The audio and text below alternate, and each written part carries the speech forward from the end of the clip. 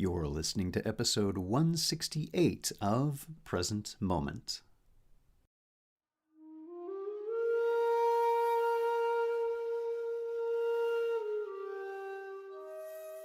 Welcome to Present Moment, Mindfulness, Practice, and Science. I'm Ted Meissner.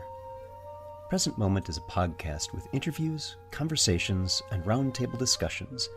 We speak with mindfulness researchers about their newest findings published in peer-reviewed science journals, teachers about their understanding and methods as they work with students of mindfulness, authors about their books and interests, and we also speak with everyday practitioners.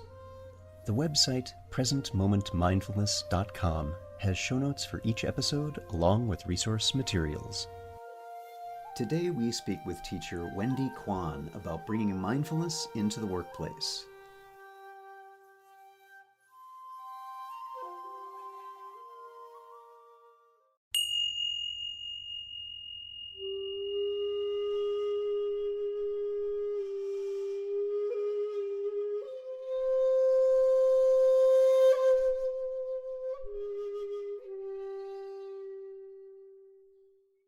While mindfulness has gone mainstream in our personal lives and is getting more traction with education and healthcare, the business world is still catching up. Despite decades of evidence about how mindfulness can help the bottom line for those leaders who only think in those terms, starting a program in the corporate environment is, well, tricky business. Part of that stems from the impression that mindfulness is just a hobby, rather than being a discipline that takes time, training, and dedication. Our guest also comes from that world and has some ideas about how to do that in a meaningful way. Wendy Quan is a pioneer in workplace mindfulness facilitator training and certification through her business, The Calm Monkey.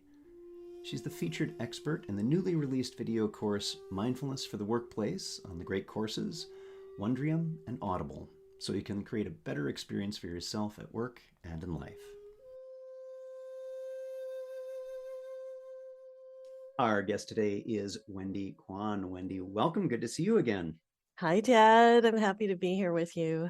So glad to be here. And for those who are listening, Wendy and I have known each other for a few years. Both were teaching at a particular group that we have both been associated with, and really connected very well in some ways because of some similar experiences and backgrounds we have. But Wendy, I did an initial bio, so people have heard just that little bit, but I'm wondering if you could, well, really tell your story about your background with mindfulness and how you got to where you are now. Okay.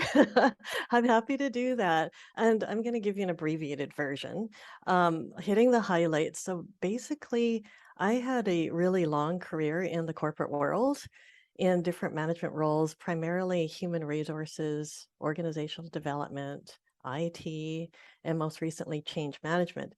And, I think I was living a really typical life, like most people, just dealing with life and the things it throws at you, and mortgages and families and career and all of that. And I was really stressed out. I kind of knew it, but I didn't care, if that makes any sense. Yeah. Yep. Yeah, because Mhm. I felt, everybody deals with this. So basically, what happened in 2010, I got a cancer diagnosis. And that hit me like a brick on the side of the head. And at the same time, my dad had had a major heart attack and he was in the hospital. Didn't think he was going to make it and was saying goodbye to the family. And he did make it through, by the way. So basically, what happened is through that really tough period of my life, mindfulness and meditation became much more important. I was just dabbling in it before that.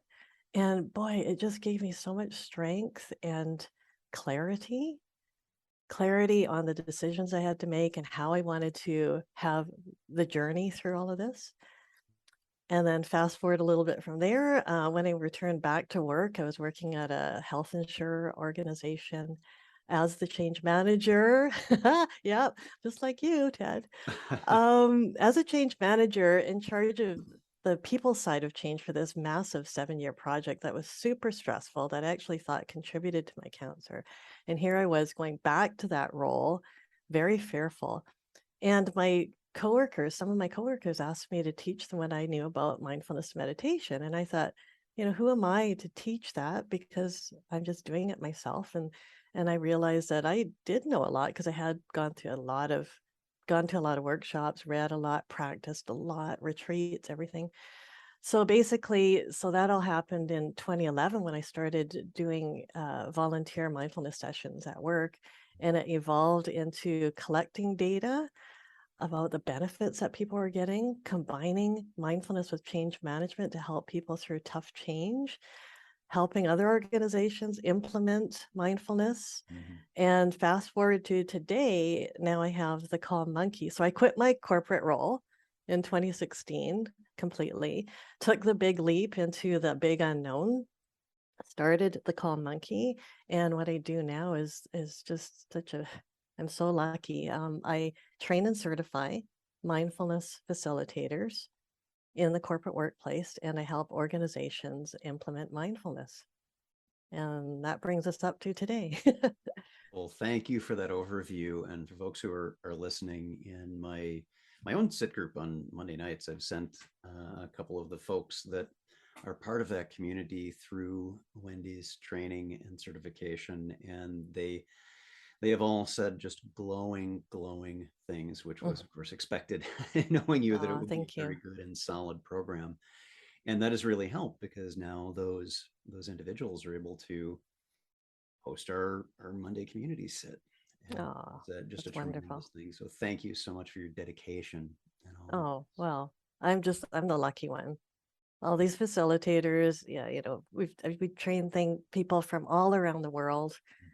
this. And it's just wonderful to be in a community with people like yourself, Ted, who are there to help other people in a like an egoless and warm way, and just inviting anybody who wants to learn more about these practices and practice together. Yeah, yeah. Yeah, Yeah, and yeah. it's so wonderful to hear also so many, as you and I have discussed before, some of the similarities in our backgrounds, both being in the from the corporate world, specifically in healthcare as well, in a number of Hmm. different roles, and having a career shift based on something we were volunteering to do because it was part of our personal lives, an important part of it. And listeners to this podcast also are likely aware I also had cancer, and fortunately for me at that point, I had been teaching for several years. It was already a very deep part of my life. There wasn't a shift to that. And with that, the experience of having a cancer diagnosis, where in my family that was really a not a not a good thing. I am the first person to survive that in my family. Oh, okay. That uh, that it was a wholly different experience than other people who have been going through this. Hmm. And likewise for you, that there can be, through these tremendously difficult and trying experiences in our lives, can be the opportunity for us to turn towards those, much as that may seem very much against the stream of what we want to do, and that itself can provide a shift. And I'm wondering what were some of the things that were most helpful to you early on with your mindfulness practice when you received that very hard to hear news. That's a great question. I When I get asked questions like that, I tend to think about the key traits of mindfulness, and it really helps me clarify my thinking. And you said something a few seconds ago, which was key. And you said leaning into it, leaning into the difficulties, because unfortunately, some people think mindfulness is about numbing things and kind of calming it down so it goes away. And it's quite not that at all. It's really being very present and being with whatever it is, good or bad, or however we tend to think about it. So, to answer your question, mindfulness and meditation really helped me get clarity over what I was facing, to get perspective, to give me the strength to make tough decisions because I didn't listen exactly to my oncologist, and that didn't go well. There's egos and things that we all deal with, and so I so it helped me make decisions, but also it helped me with the realization that whatever comes at me, I can handle it. I will get through it. And that's huge when you're being faced with anything difficult in your life. to have that feeling of kind of self-worth and power that you can handle things is huge. And is that how it was for you, Ted? Yeah, there was a different experience in that Okay. this was not for one thing, it was not a surprise event. Cancer runs in my family like the Force through Skywalkers. It's a thing that we get. Yeah. And I compare that and contrast it with the experiences at Hubert Humphrey Cancer Center is one of the places I went to in Minnesota at the time. And in their lobby, they have journals, or they did at the time. This is 2007. And they have journals for people to write down anything at all. And just looking through those, the journals were filled with expectedly fear and pain and confusion and the normal human spectrum of what we would be going through when faced with this kind of challenging news and difficulty. And for me, the experience was very, very different. It was simply something that occurred. Mm. When I first got the news, actually, you may like this story. I was talk with about this. It's not quite the same. I was on retreat at Bhavana Society, Bhante Gunaratna's place in West Virginia. And so I had no cell phones, or my phone was off that whole Mm-hmm. time. And on the return trip to the airport, I was sharing a cab with another attendee at that retreat. And there was some car trouble with the car we had that we'd rented that was in us back. So we had another driver was coming in while we were waiting. I turned on my phone and I had 7 messages from the doctor saying, really quite uh, alarming ones, like, "Oh, you need to call us right away," and just Mm. everything was urgent, urgent, urgent, right now, right now, right now. You have cancer. We need to get into this right away, right away. And I just closed the phone and looked over at my uh, fellow participant and said, "It's a lovely park over there. We've got a few minutes. Let's just take a walk." And we took a walk around the park and had a lovely time. And eventually the other car arrived and got home and followed up with what I needed to. But the hmm, the alarm bell was not something to bowl me over. It was simply another experience to be faced and met and worked with, not avoided. Mm-hmm. I have lost people who avoided symptoms, and it was too late, and did not get treatment that could have helped them because of avoidance. I didn't do that. Went forward and had a couple of surgeries, and years and years later, I'm fine, and did not have the Uh-huh. same emotional or mental upheaval that the physical body was already going through. Ah, wow. Wow. And that's largely because of your practice was already mature Was at the already in time. place about 15 years at that point, and that made a very, very different kind of experience for me. Yeah, mine was quite different. I didn't have that grounding beneath me at the time of the diagnosis. So I was numb, I was scared. Mm, Um, but as I started practicing meditation and mindfulness every day, that all just started to calm enough for me to be able to move forward. yeah. And what's interesting And about that, Wendy, with that is it wasn't a suppression. It wasn't a numbing. It was, you used a beautiful way to describe this, a calming, while still there in the thick of this. yes, yes. And I'd also like to mention, so for me, that was in 2010, that diagnosis, and I went through treatment and tried lots of different things. And I think for me anyway, the thought of cancer recurrence is always kind of there. And in fact, I'm going through one right now where, there's some concerns and I'm getting tested. And my experience right now compared to 2010 is vastly Yeah. different. Holy cow. It's like, and some of my friends know what's going on with me right now. And they're like, how come you're so calm about it? And it's not, I wouldn't really describe it as a calm. It's just I can deal with this, Yeah. whatever it is.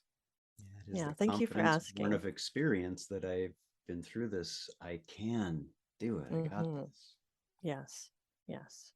Thanks for asking that. Yeah, Mm-hmm. absolutely. Well, I want to shift a little bit to something else that is, while not unique to both of us, I think fairly uncommon, is that as mindfulness teachers, our backgrounds have not been professionally in mindfulness or therapy, that we are from the corporate world, which is a different kind of environment than some of the other territories that people may have grown up in as teachers.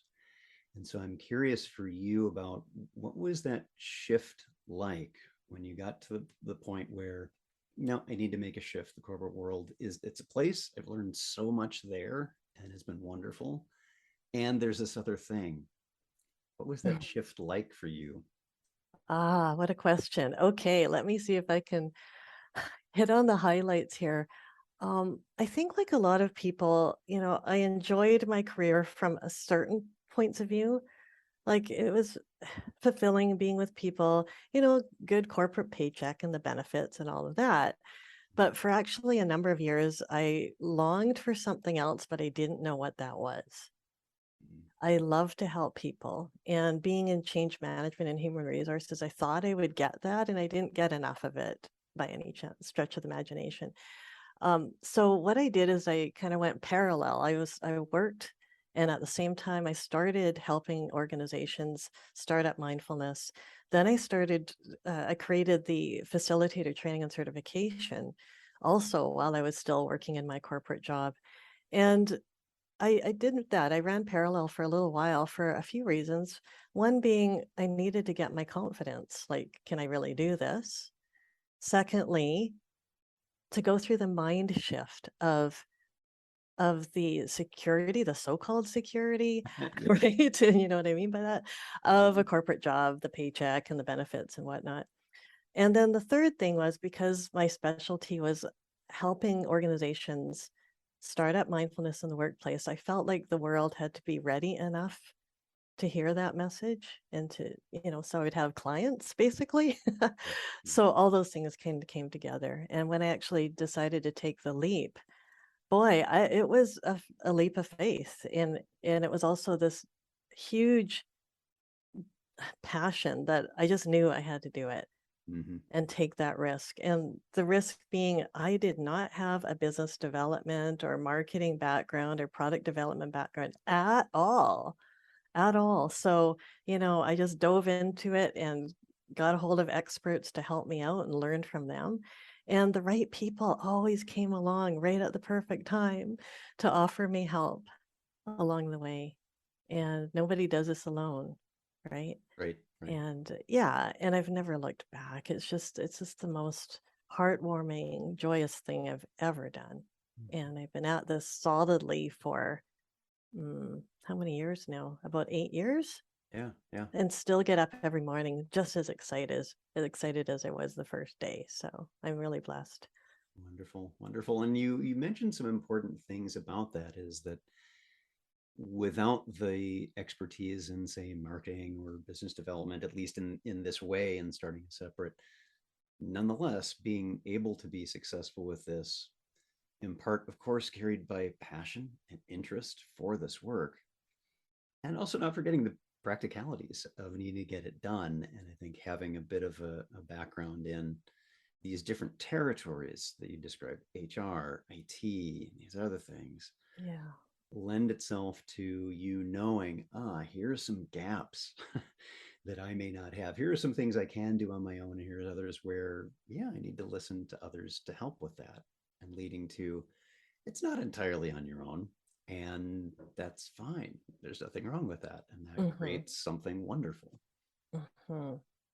I was very lucky that I had the experience I had going into it, and one of it being IT. So I do all the IT myself, all the tech, and I don't know if that's a good thing or not. I'm somebody who tends to do it all myself, and yeah, but everybody does it differently. And um, how was that transition for you, Ted? Well, it's interesting because when I switched careers, I stayed within the corporate world. So teaching was still occurring on my own. I was Hmm. still doing that and continue to do that in my personal life. the shift for me was primarily IT, as what much of my career was. And the opportunity came, two different opportunities at the same time. One was to be a teacher at the Center for Mindfulness at UMass Medical School. The other was to be a mindfulness teacher within that corporate environment for that Fortune, I think it's a Fortune 5 now. And I chose the latter because they were ready to go and it was 5 minutes from my house and all the rest of it. And UMass wasn't quite ready yet. And that shift never really got out of IT, still not really out of IT. I still do now, years later, 8, 9, however many years later, I still do all of the tech myself. Mm-hmm.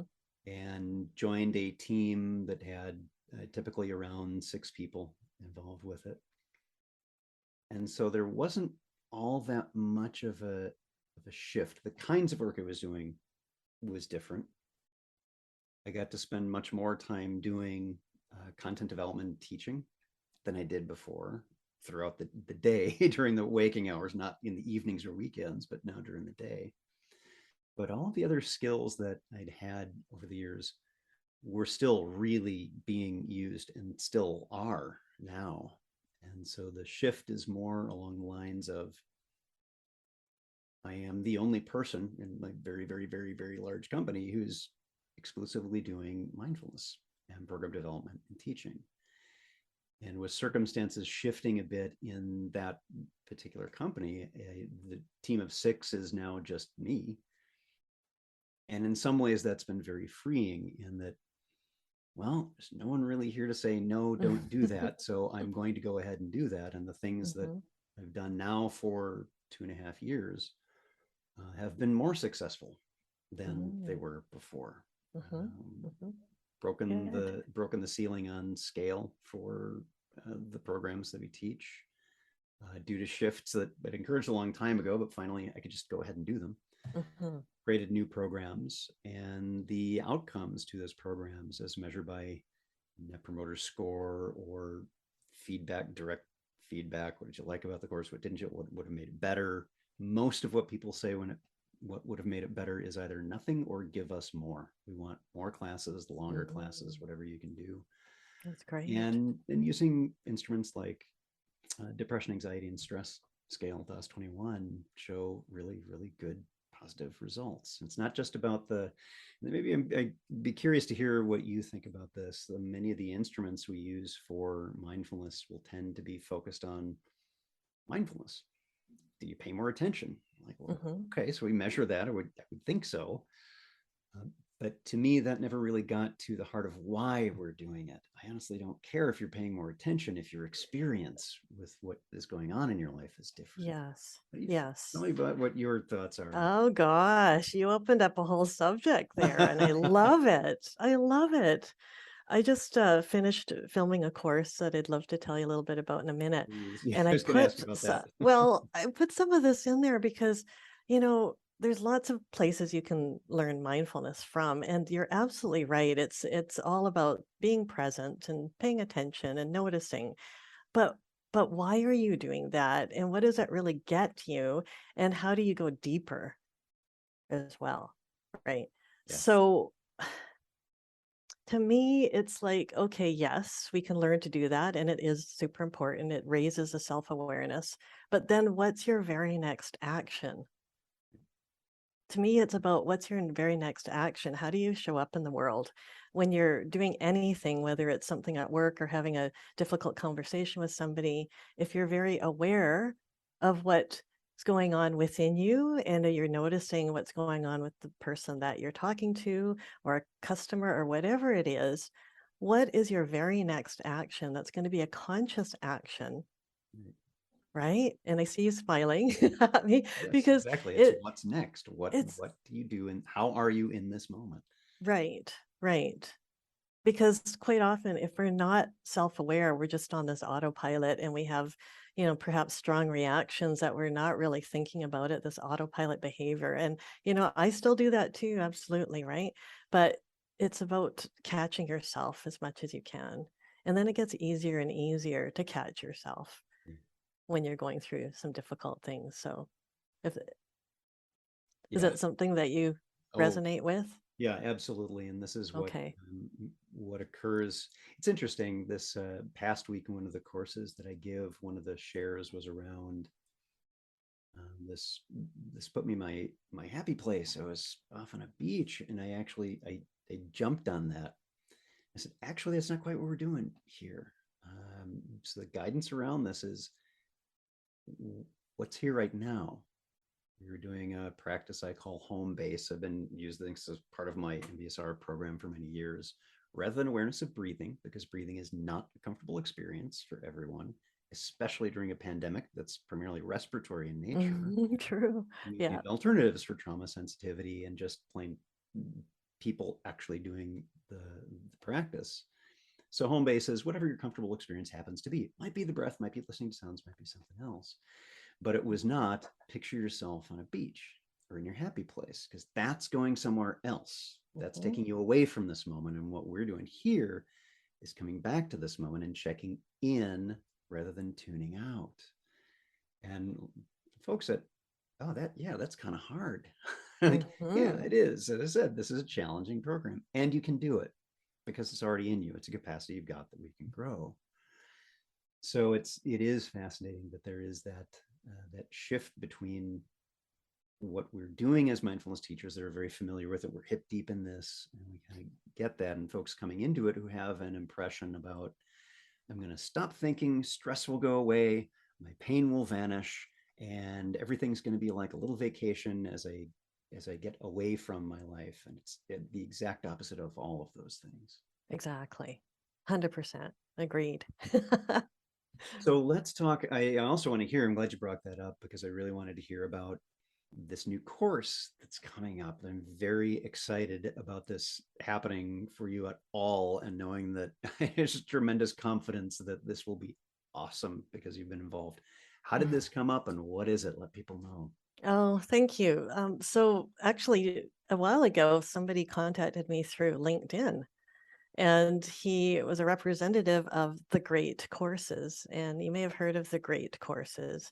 They've been around since 1993, and they're in the Washington, D.C. area. And basically, they've hired me to create a course called Mindfulness in the Workplace. And it's all around not just what is mindfulness, but how can you practically apply it in your work life? It doesn't matter what kind of job you have. If you're working in an office or you're in customer service or a volunteer job, it doesn't matter. It's just how do you apply mindfulness and what can it you do? What can it do for you if you practice it and live it? Mhm. So yeah, it's launching October 7th.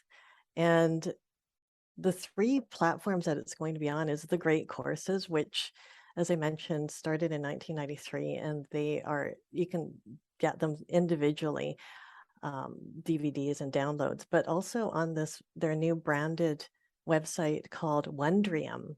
So it's called Wondrium. And think like it's like Netflix, but for learning courses. And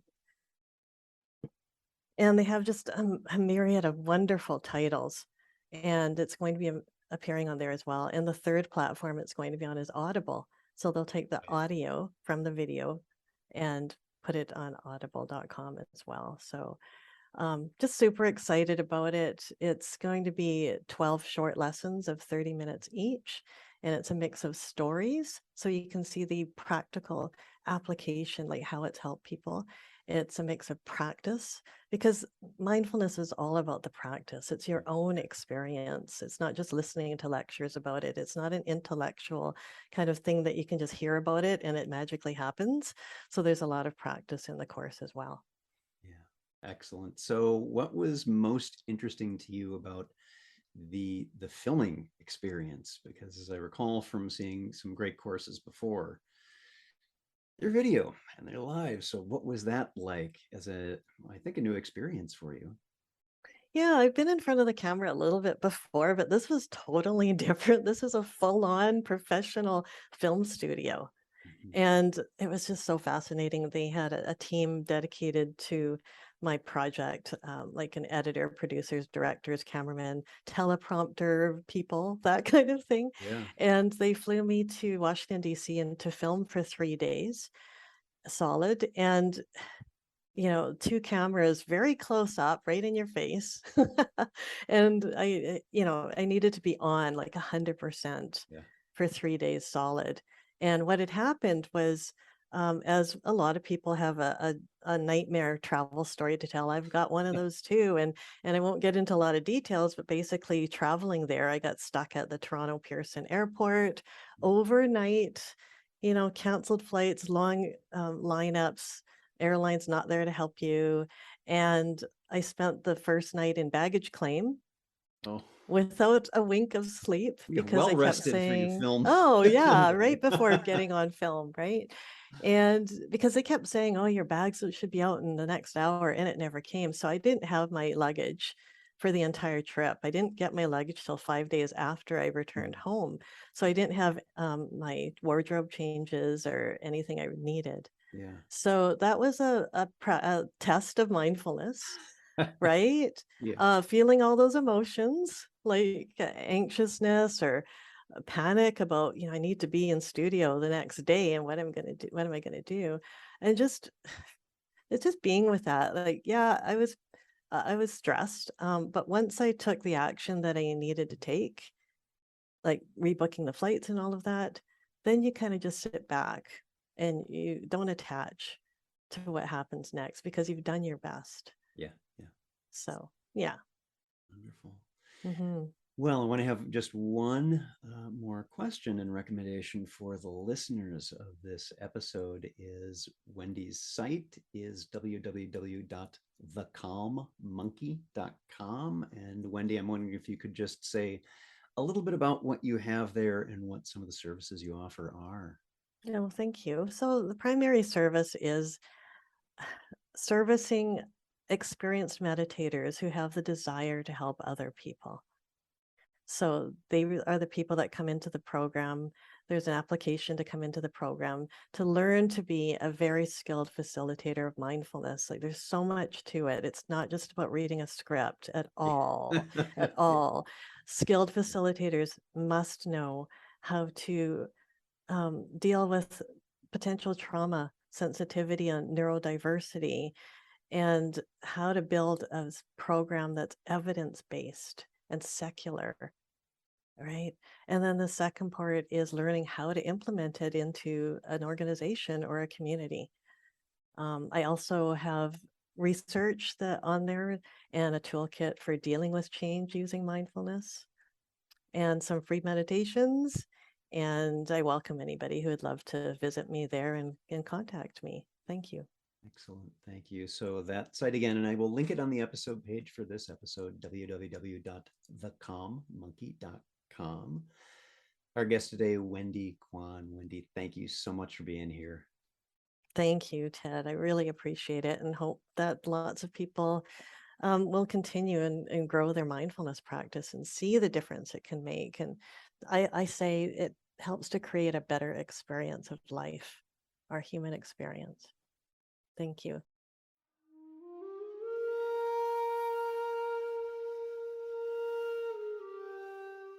Thanks for listening. If you'd like to learn more about something you've heard in today's podcast, please come and visit the website at presentmomentmindfulness.com. You'll find an entire webpage devoted to this and every episode. You can comment on the episode page and find show notes and other helpful resources for your mindfulness practice. The shakuhachi music heard on Present Moment is used by permission and through the generosity of musician Rodrigo Rodriguez. His website is linked on the Present Moment website on the About Podcast Music page. Until next time, remember, every moment you have a choice. Make it the best you can. See you next time on Present Moment.